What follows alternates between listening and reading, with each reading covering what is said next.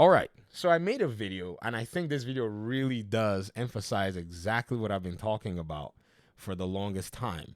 I said that right now, Xbox is gaining ground.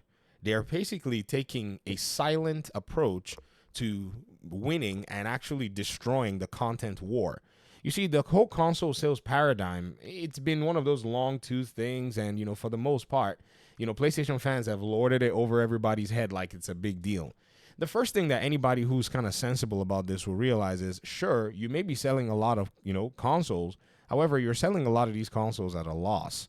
To that effect, I, basically made a video and I pointed out in a PowerPoint slide that, ladies and gentlemen, if you take a look at what PlayStation is doing right now in terms of games and what Xbox is doing in terms of games, I think Xbox is the scary party of all of them. In fact, let me go ahead and show you guys that chart because I think it's very pertinent to this particular conversation that we're having. And here it is. If you actually take a look at, say, the studios and take a look at what's being published very soon, you'll realize that Xbox already has now become a content juggernaut simply because it got two publishers under its wings to come in and basically do this whole content warring thing. Because if I look at PlayStation's calendar from 2023 to 2024, it's really scant with single player games, and it's also kind of lean with its live service offerings. This is one of the reasons they want to bring live service games into the picture. They have like another 10 more coming. In the case of Xbox, because they have Bethesda and Activision, those two publishers by themselves, you can be guaranteed one game a year. In some cases, even two games a year if they don't move things around. I mean, think about Avowed. It was supposed to come out this year, but Indiana Jones was coming, and they did not want to cannibalize their own sales, so they basically moved it to a whole different calendar in terms of 2025.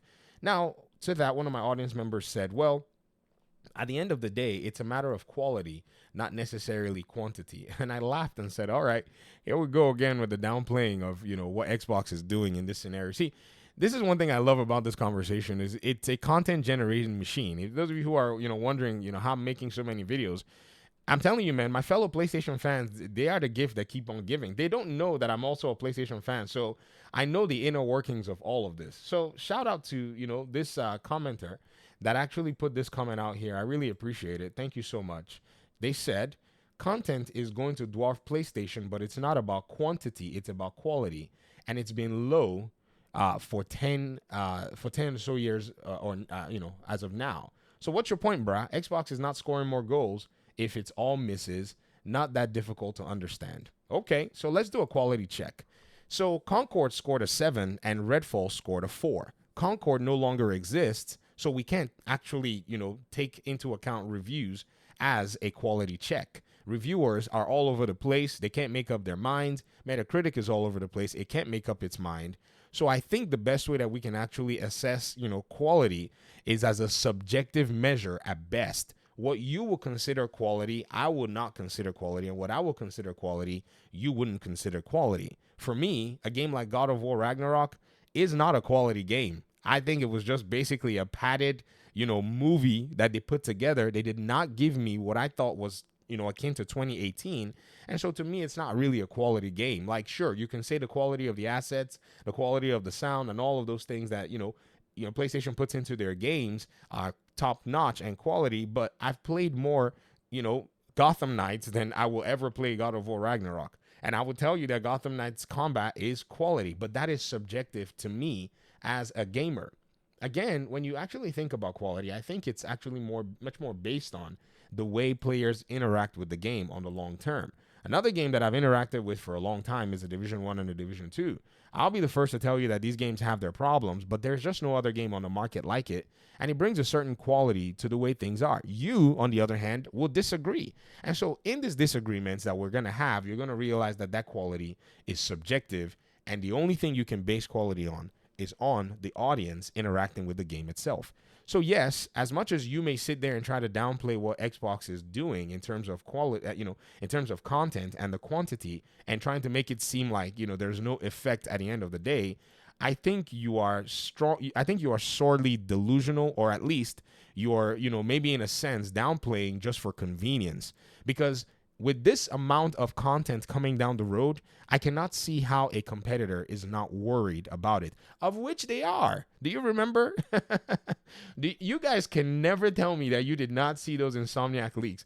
I have put them in your faces every blessed day because I know that you will always downplay.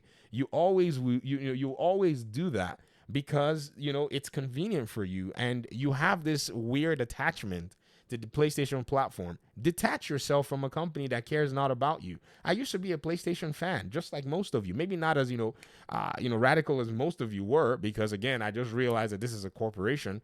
But I was one. So I see a lot of PlayStation fans trying to deflect from the topic at hand. Like one of them yesterday was telling me that, oh, well, Xbox did, all these layoffs and they got, and yet PlayStation got, Game of the Year contenders and exclusives. And I'm like, so you're going to come here and rejoice over, stinking layoffs, even when PlayStation did layoffs, and you want to take Astro Bot and carry it and run on your head when you're eating remasters back and forth on a console generation that's basically failed.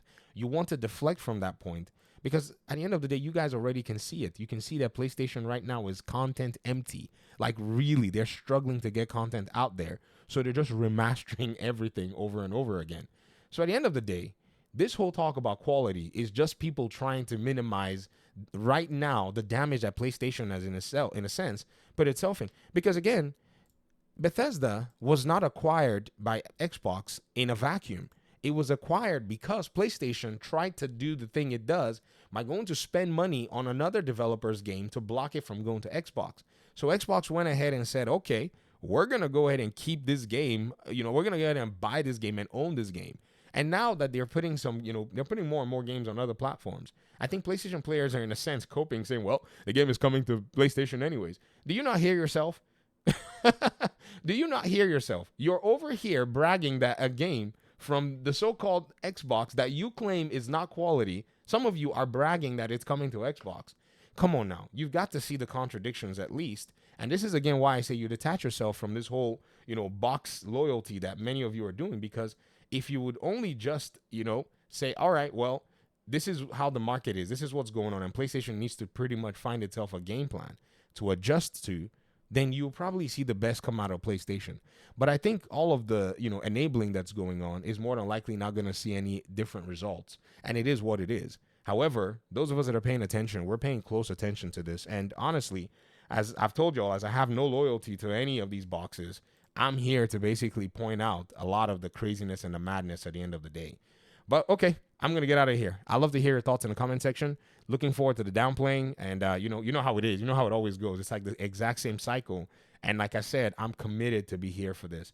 By God's grace, as long as God gives us life, we will see a better PlayStation that would serve its consumers, or we'll see a dead PlayStation that goes into irrelevance if it doesn't do that. I want PlayStation to succeed. And some of you don't know that.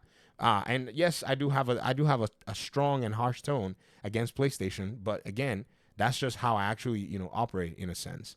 Okay, I'm out of here. Thanks so much for watching. Peace out.